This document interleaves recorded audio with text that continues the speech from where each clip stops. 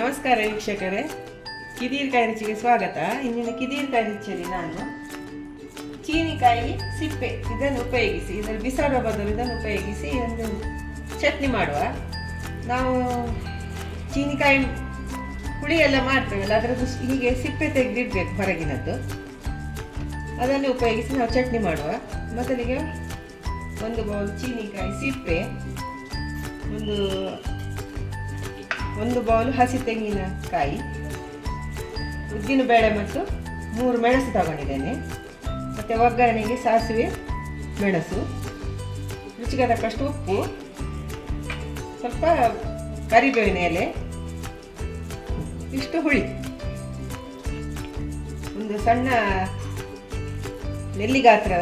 ನೆಲ್ಲಿಗಾತ್ರದ ಹುಳಿ, ಆಮೇಲೆ ಸ್ವಲ್ಪ ತೆಂಗಿನೆಣ್ಣೆ. ಒಂದು ಬಾಣಲೆ ಇಟ್ಟು ಎಣ್ಣೆ ಹಾಕುವ, ಸ್ವಲ್ಪ 1 ಚಮಚದಷ್ಟು.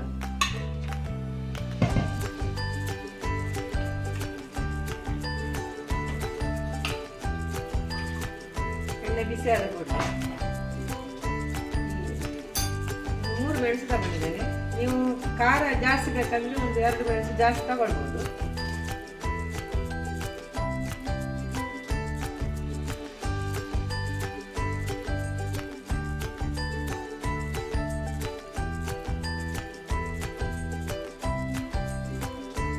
ಇದು ಕೆಂಪಾಗಿ ಹುರಿಬೇಕು. ಉದ್ದಿನ ಬೇಳೆ ಸ್ವಲ್ಪ ಹಿಂಗ ಹಾಕುವ ಹುರಿಯುವಾಗ. ಚಿಟಿಕೆ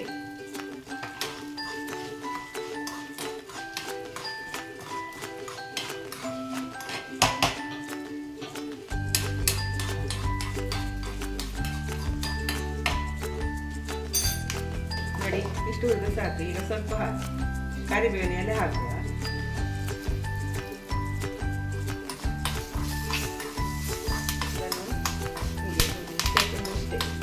ಬಿಸಿ ಆದರೆ ಸಾಕು. ಇದನ್ನು ತೆಗೆದಿಡು.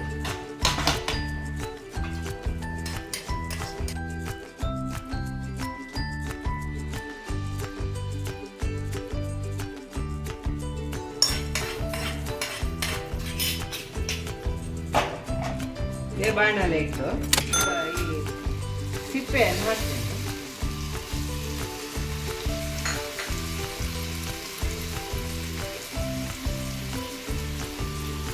ಉಪ್ಪು,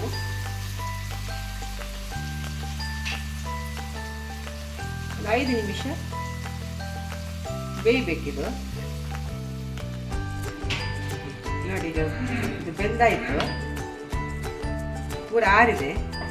ಈಗ ಒಂದು ಮಿಕ್ಸರ್ ಜಾರಿಗೆ ತೆಂಗಿನಕಾಯಿ,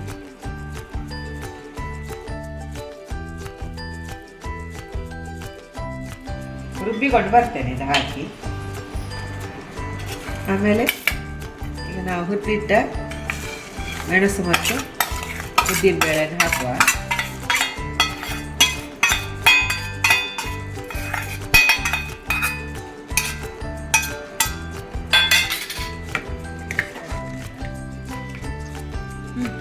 ರುಬ್ಬಿ ತಂದೇನೆ ನೋಡಿ.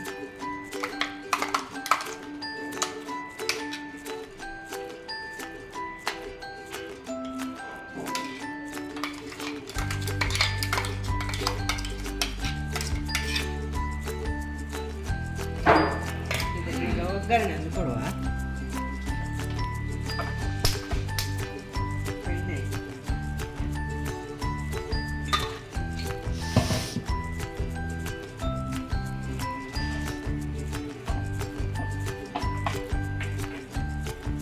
ಈಗ ಸಾಸಿವೆ ಮೆಣಸು ಹಾಕ್ತೀನಿ.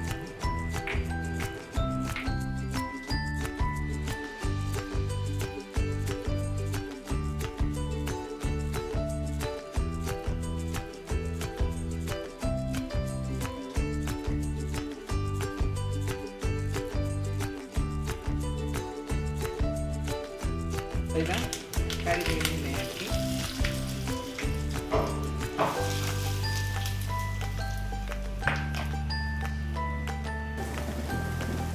ನೋಡಿ ಈಗ ಚೀನಿಕಾಯಿಯ ಸಿಪ್ಪೆಯ ಚಟ್ನಿ ರೆಡಿಯಾಗಿದೆ. ಇದು ಚಪಾತಿ ಅನ್ನದ ಜೊತೆ ಎಲ್ಲ ತುಂಬ ರುಚಿಕರವಾಗ್ತದೆ. ಹೀಗೆ ಮಾಡಿ ಕಮೆಂಟ್ ಮೂಲಕ ಹೇಗೆ ಆಗಿದೆ ಅಂತ ತಿಳಿಸಿ.